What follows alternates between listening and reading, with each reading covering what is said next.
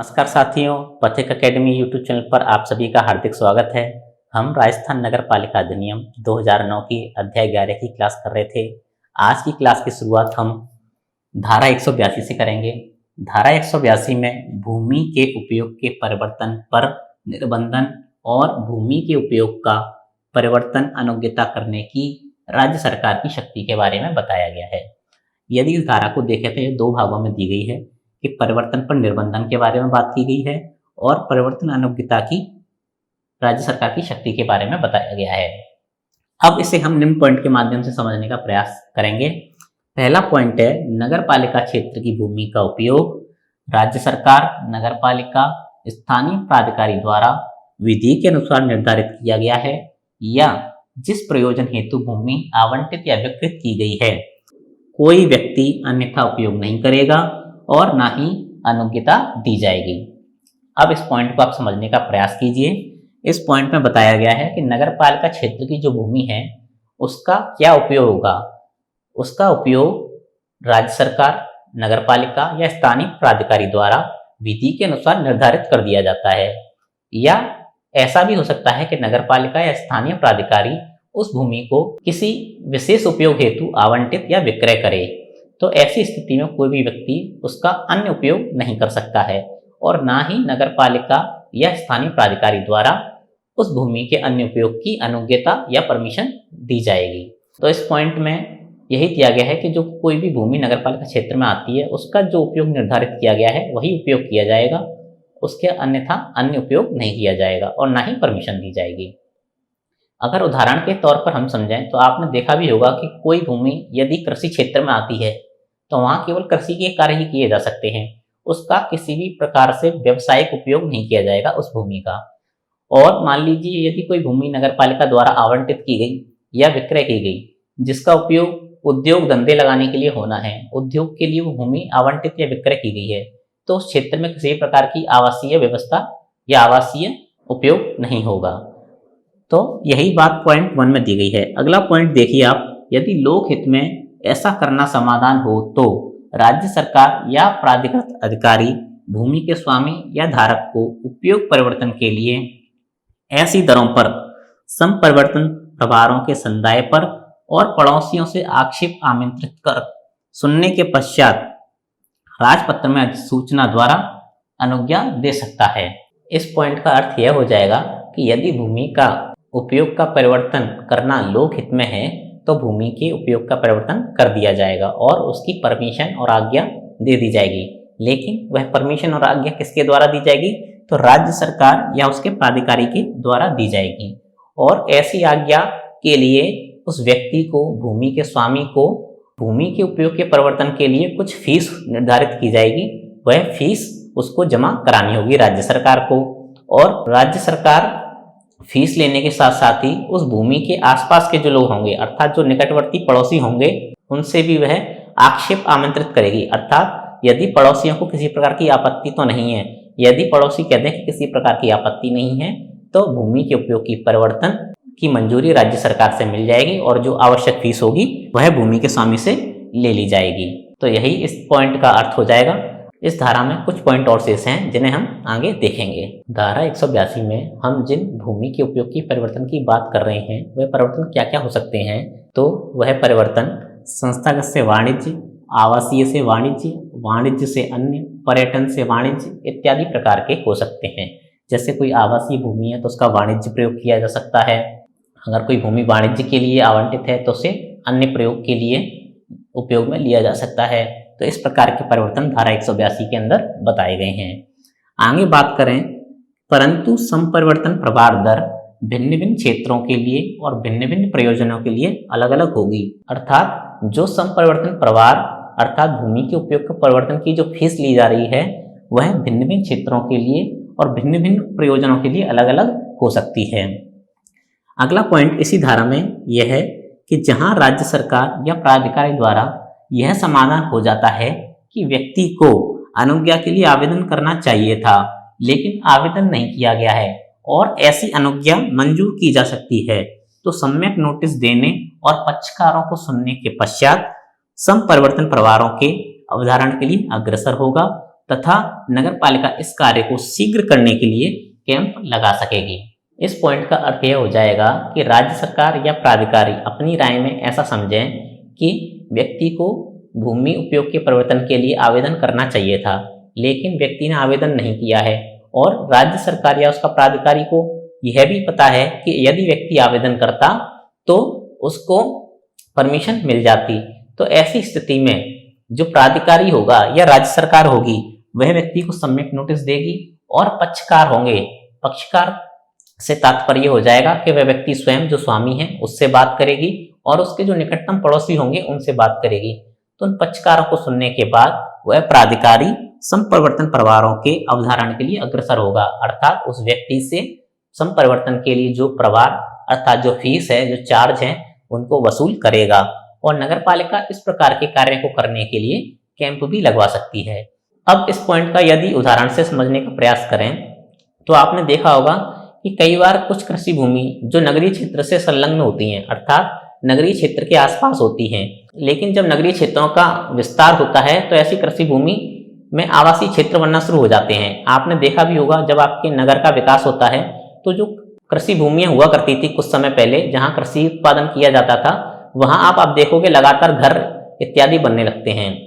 तो कई बार सरकार उन क्षेत्रों को आवासीय क्षेत्र में शामिल कर लेती है और राज्य सरकार और उसका जो प्राधिकारी होते हैं वह खुद चाहते हैं कि व्यक्ति आवेदन करें इस भूमि के उपयोग के परिवर्तन के लिए। तो जब राज्य सरकार या प्राधिकारी अपनी राय में ऐसा समझते हैं कि व्यक्तियों द्वारा आवेदन किया जाना चाहिए और यदि वे आवेदन करते हैं तो उनको मंजूरी भी दे दी जाएगी, तो ऐसी स्थिति में उनको सम्यक नोटिस देकर पक्षकारों को सुनने के बाद नगर पालिका कैंप लगाकर ऐसे कार्यों को शीघ्र करने का प्रयास करेगी। आपने देखा भी होगा जो हमारे यहाँ प्रशासन शहरों के संघ, प्रशासन गाँव के संघ जो योजनाएं चल रही हैं उनमें भी इसी प्रकार के पट्टे इत्यादि का कैंप लगाकर वितरण किया जा रहा है। आगे इस धारा में कुछ पॉइंट और शेष हैं जिन्हें हम देखेंगे।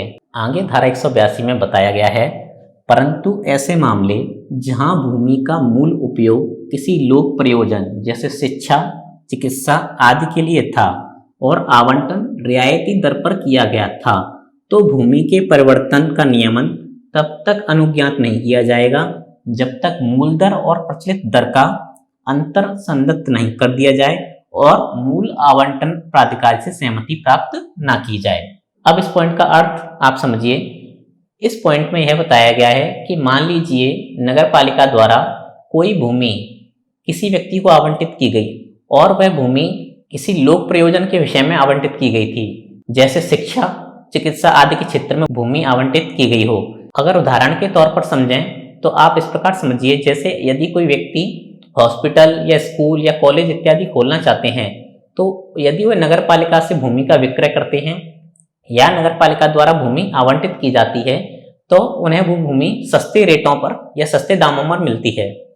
क्यों? क्योंकि वह लोक प्रयोजन के विषय में कार्य कर रहे हैं, इस कारण से उनको भूमि सस्ती दरों में उपलब्ध कराई जाती है। लेकिन यहाँ बात हो रही है कि ऐसी भूमि जो लोक प्रयोजन के लिए दी गई थी, जैसे हो सकता है स्कूल, विद्यालय या अस्पताल के लिए भूमि आवंटित की गई हो, लेकिन अब व्यक्ति स्कूल और अस्पताल तो खोलना नहीं चाह रहा, उसकी जगह वह उसका उपयोग परिवर्तन कराना चाह रहा है, अन्य उपयोग करना चाह रहा है। तो ऐसी स्थिति में व्यक्ति जब परमिशन मांगेगा तो उसको परमिशन उन स्थितियों में मिलेगी जब वह मूल दर और प्रचलित दर का जो अंतर है उसको संदत कर देगा, अर्थात जो वर्तमान में जो प्रचलित दर है उस भूमि की उसको और जो उसने पहले रियायती दर में जो उसे सस्ती रेट में जो भूमि मिली थी उन दोनों का जो अंतर है उसको पेमेंट करना पड़ेगा, उसके बाद ही वह भूमि उसे आवंटित की जाएगी।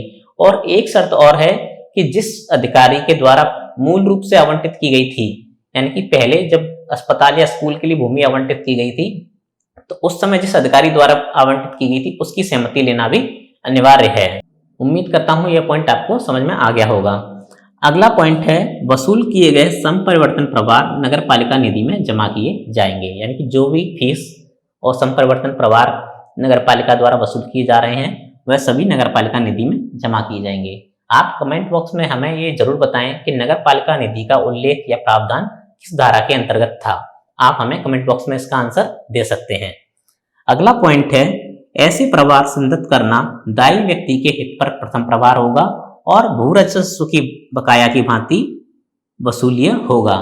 इस पॉइंट का सीधा सीधा अर्थ यह हो जाएगा कि जो व्यक्ति भूमि के उपयोग का परिवर्तन करा रहा है वही व्यक्ति फीस का दायी होगा, अर्थात जो संपरिवर्तन प्रभार वसूल किए जा रहे हैं नगर पालिका के द्वारा वह उसी व्यक्ति द्वारा दिए जाएंगे।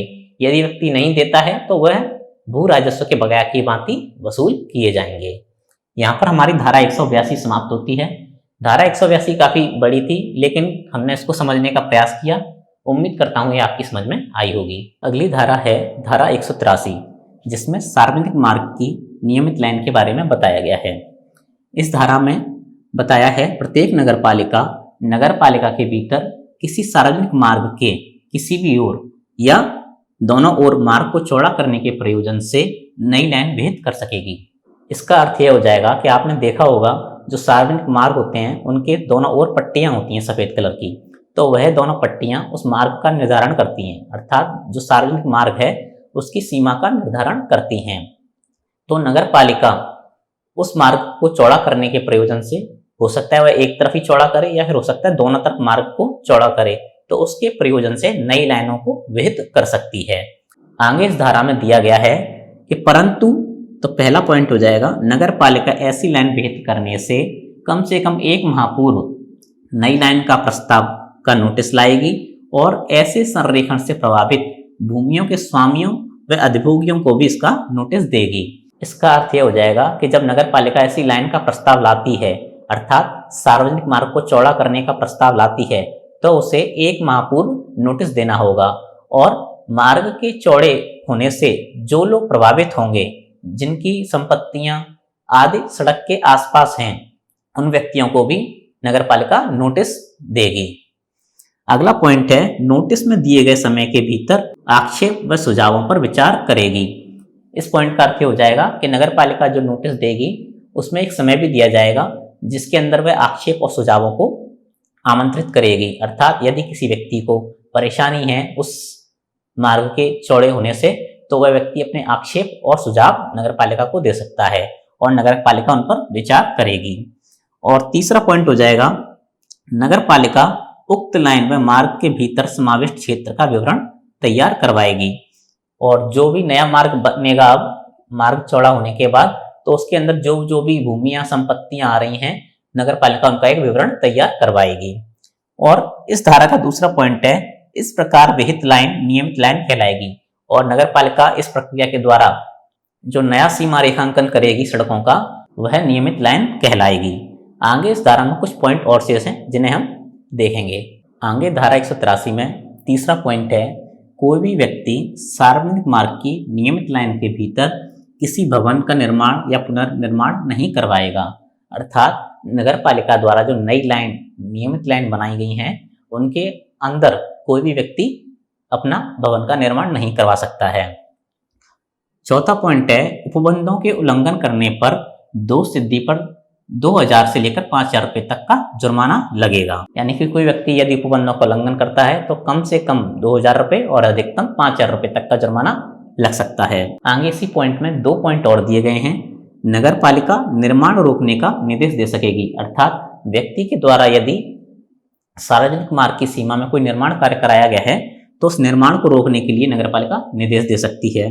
और दूसरा पॉइंट है लिखित नोटिस देकर निर्मित भाग को तोड़ने की अपेक्षा करेगी और लिखित नोटिस देकर तोड़ने की अपेक्षा भी नगर पालिका कर सकती है। अगला पॉइंट है 5वां पॉइंट नगर पालिका के किसी आदेश से व्यथित कोई व्यक्ति आदेश प्राप्ति के 30 दिन के भीतर कलेक्टर को अपील कर सकेगा। अपील अधिकारी का आदेश अंतिम होगा और उसे किसी भी न्यायालय में प्रश्नगत नहीं किया जा सकता है। अर्थात इसका अर्थ यह हो जाएगा कि कोई भी व्यक्ति नगर पालिका द्वारा जो मार्ग को चौड़ा किया जा रहा है उसके आदेश से व्यथित है या नगर पालिका के किसी भी इस संबंध में जो भी आदेश प्राप्त होते हैं उससे व्यथित है तो वह जिला कलेक्टर को अपील कर सकता है, लेकिन यह अपील 30 दिन के भीतर की जाएगी।